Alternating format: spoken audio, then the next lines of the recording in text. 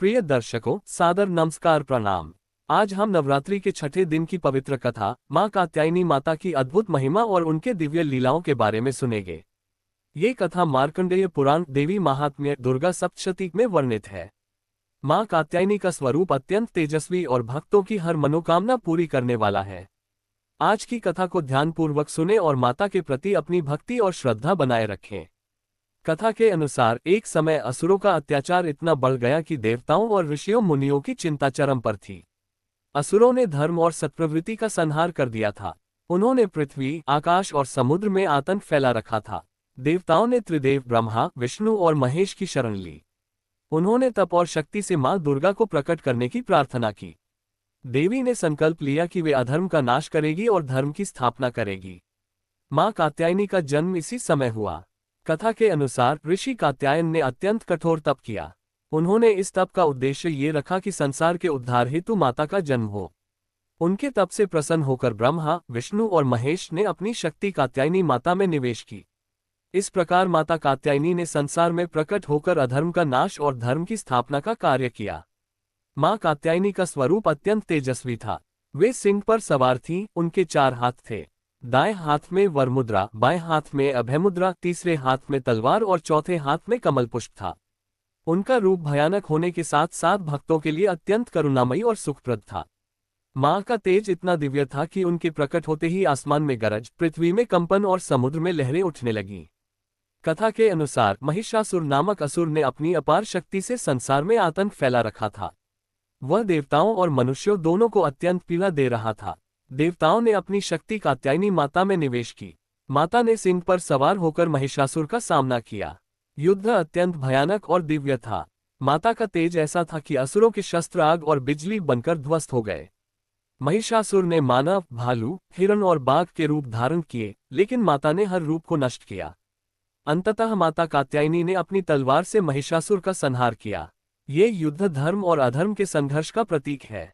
मां कात्यायनी की पूजा अत्यंत शुभ और फलदायी है। जो भक्त नवरात्रि के छठे दिन उनकी विधिपूर्वक पूजा करता है, उसे सभी मनोकामनाएं प्राप्त होती हैं। माता का मुख्य मंत्र है ओम कात्यायन्यै विद्महे महायशस्विन्यै धीमहि तन्नो देवी प्रचोदयात्। श्रद्धापूर्वक इस मंत्र का जाप करने से भक्तों का भय, शोक और रोग समाप्त होते हैं। कथा में वर्णित है कि माता कात्यायनी का पूजन करने से भक्तों को संतान सुख, धन और वैभव, संकट मोचन और भूत प्रेत से रक्षा की प्राप्ति होती है।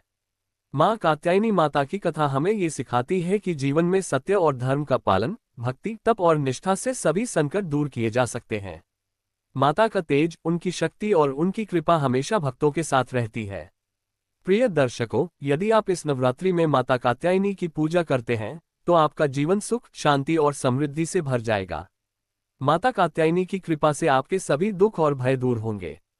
इस कथा को अपने परिवार और मित्रों के साथ साझा करें और सभी को माता के आशीर्वाद से लाभान्वित करें। आपसे निवेदन है कि हमारे चैनल को सब्सक्राइब करें, बेल आइकन दबाएं और वीडियो को लाइक और शेयर करें। माता कात्यायनी की कृपा आप सभी पर बनी रहे। मां कात्यायनी की भक्ति और कथा का ये प्रवाह निरंतर रूप से सुनते रहें, क्योंकि हर शब्द में माता की शक्ति और कृपा छिपी हुई है। भक्तजनों की रक्षा, उनके सुख और समृद्धि की कामना और अधर्म का नाश ही इस कथा का मूल संदेश है। माता कात्यायनी सदैव अपने भक्तों के साथ रहती हैं। प्रिय दर्शकों, आप इस कथा को ध्यान से सुने और रोजाना माता की पूजा और भक्ति करते रहें। माता कात्यायनी की कृपा से आपके घर और परिवार में सुख, समृद्धि और शांति आएगी। आप अपने जीवन में हर कठिनाई और संकट को माता की कृपा से पार कर पाएंगे।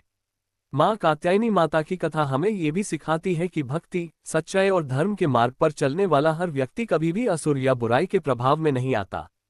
माता की कृपा से मनुष्य का जीवन उज्ज्वल, समृद्ध और मंगलमय बन जाता है। इसलिए प्रिय दर्शकों, नवरात्रि के इस पवित्र अवसर पर माता कात्यायनी की पूजा करें, उनके मंत्र का जाप करें और उनके गुणों और लीलाओं का स्मरण करते रहें। माता कात्यायनी की कृपा हमेशा आपके साथ रहे और आप जीवन में हर प्रकार की विपत्ति से सुरक्षित रहें। यदि आपको ये कथा पसंद आए हो तो इसे लाइक और शेयर करना न भूलें। हमारे चैनल को सब्सक्राइब करें और बेल आइकन दबाएं ताकि आप माता की अद्भुत कथाओं और पौराणिक कथाओं को निरंतर सुन सकें। माता कात्यायनी की कृपा आप सभी पर बनी रहे। प्रिय भक्तों, ध्यान रखें कि माता कात्यायनी का पूजन केवल त्योहारों तक सीमित नहीं होना चाहिए।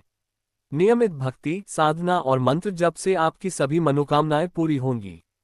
माता कात्यायनी संकट मोचन और दुखहरण है, इसलिए उनका स्मरण और पूजा निरंतर करना चाहिए। जय माता दी।